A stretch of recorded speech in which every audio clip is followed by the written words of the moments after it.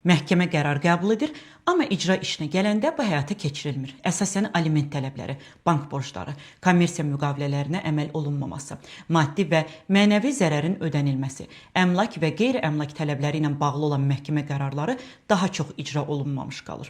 Bəs buna səbəb nədir? Vəkil Zibeydə Sadıqova öz təcrübəsindən deyir ki, icraçıların iş yükünün çox olması və səlahiyyətlərinin az olması məhkəmə qərarlarının icra olunmamasının başlıca səbəblərindəndir. Qanunvericilikdəki boşluqları da səbəb kimi göstərmək olar. İcra etməli olan şəxsləri araşdırıb tapa bilmirlər. Çünki araşdırma işi məsələn icraçının belə deyim də öhdəliyində deyil. Onlar polisə müraciət edirlər. Yəni bir neçə qurum bir yerdə işləməlidir. Əgər icra etməli olan şəxsi tapa bilmirlərsə, məsələn, ancaq icraçıda o səlahiyyətlər yoxdur. Hüquqşünas Yalçın İmanov deyir ki, 2025-ci ildə özəl icra məmurları barədə qanun qəbul olundu və bu ilin yanvarının 1-dən bu qanun qüvvəyə minsə də işin təşkili və formalaşdırılması prosesi yekunlaşmayıb. Özəl icra məmurları nədir? Əvvəllər məhkəmə qərarını icra etdirmək üçün yalnız dövlətin icra məmurlarına müraciət etmək olurdu. İndi isə vətəndaşlar və şirkətlər müstəqil fəaliyyət göstərən xüsusi lisenziyalı özəl icra məmurlarını seçə bilərlər. Dövlət icra məmuru sabit maaşla işlədiyi halda xüsusi icra məmurları icra etdikləri işlərdən xidmət haqqı və faiz alırlar. Maddi maraq olduğu üçün onlar borclunun əmlakını və pullarını tapmaqda daha operativ və maraqlı olurlar məsələn. Amma onlar hər işə baxa bilməzlər. Cinayət işləri, inzibati xətalar, dövlət orqanlarının tərəf olduğu işlər və uşaqların götürülməsi, görüşdürülməsi kimi spesifik məsələlər yenə də yalnız dövlət icra məmurlarında qalır. Amma bu özəl icra məmurlarının da nə zaman fəaliyyətə başlayacağı hələ ki bilinmir. O ki qaldı icra işinin təşkili və ona nəzarətin qeyri-effektivliyi ilə bağlı məsələlərə. Təəssüf ki, Ədliyyə Nazirliyi və onun icra xidmətinin bununla bağlı sənədlərinə, hesabatlarına və statistik məlumatlarına çox nadir hallarda rast gəlmək mümkündür. Ona görə də bu sahədə problemlərin hansı yolla həll olunacağına dair təkliflərin olduğu və yaxud da ki, hansı real işlərin həyata keçirildiyini demək mümkün deyil. İnsanların icra işi və onun təşkili və yaxud da ki, məhkəmə qərarlarının icrasının məcburiyyəti ilə bağlı məlumatları çox aşağı səviyyədədir ki, bu da öz növbəsində icra sənədlərinin həyata keçirilməsi ilə bağlı problemlərə səbəb olur. Nəticə bundan ibarətdir ki, hazırki nəticə bundan ibarətdir ki, ölkədə bugünkü günə 850 mindən çox icrasını gözləyən icra sənədləri mövcuddur. Hüquqşünas Ruslan Əliyev bildirir ki, Azərbaycanda mühakimə indeksi çox aşağıdır. Məhkəmələr heç də həmişə ədalətli qərar çıxartmırlar.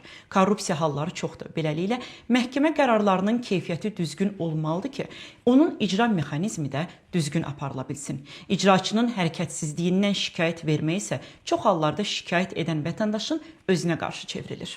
Neçə ildən sonra məhkəmə qərar verdi ki, rayon məhkəməsinə vermək lazımdır, yoxsa inzibati məhkəmə? Şikayət verəndə icraçıdan. Bilirsiniz ki, inzibati məhkəməyə verilməsi ilə bağlı ayrıca bir qərar vardı. Çünki əvvəllər bir binada otururdular, bir məhkəmə ilə sıx əlaqədə idilər və bunların rayon məhkəməsinə verilməsi iflic edirdi məsələn. Hansı hakimi ki, hər gün görən icraçı və təbii ki, ondan çəkinən icraçı, onun işində hər hansı bir tərəfə qarşı əgər bir tərəf keçdi olubsa, onun xeyrinə hərəkət edə bilirdi. O bir tərəfdə qalırdı yana-yana. Hara şikayət edirsən elə qayıdırdı özünə.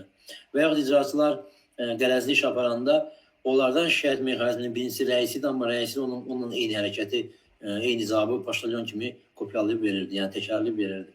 İndiyə kimi də bu davam edir. Ona görə bir mexanizm kimi artıq effektiv sayılmır. İcraçıdan şikayət edildiğine görə icraçı məsələn bir keysdə olmuşdu, bir əlilə direkt inkasasiyaya yönəltmişdi onun pensiyasına. Birinci qrup əlilə yönəldilə bilməz tələb. Bu real praktikadan mən sizə misal çəkirəm. Və icraçı da hamıya sübut eləmiş oldu ki, mən deməli şəxsi cəzalandıra bilirəm. Şəxsi cəzalandıra bilirəm, yəni qisas ala bilirəm. Ondan şikayətlərdə baxılmadı. İcra olunmayan məhkəmə qərarları arasında geniş yayılanlardan biri də əmlak məsələləri ilə bağlıdır. Ruslan Əliyev deyir ki, dövlət orqanı 2 qərar qəbul etməlidir. Hazırlıq qərarı, sonra icra qərarı. Onlar hazırlıq qərarını, icra qərarını birləşdirirlər qanunsuz olaraq, inzibati icra haqqını qanunu pozaraq. Çünki bu niyə vacibdir? Həmin mərhələdə xalqla danışıq gedir. İnsanlarla müzakirə gedir, vaxt qazanılır. Yəni, onların bütün o beynəlxalq tələblər icra edilib, yerinə yetirilib, dəyişik keçib köçülməlidir, değil mi? Və o deməli köçülməli deyil, deyək ki.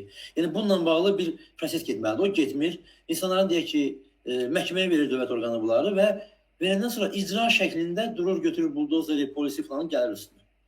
Başqa vaxt deyək ki, evindən çıxarmaq olan şəxsi çıxarda bilmədi icraçı, amma icra hakiminin yanında buldozerli, polisli gəlir və insanları çox kobud şəklində məhkəmə qərarına icra edirlər.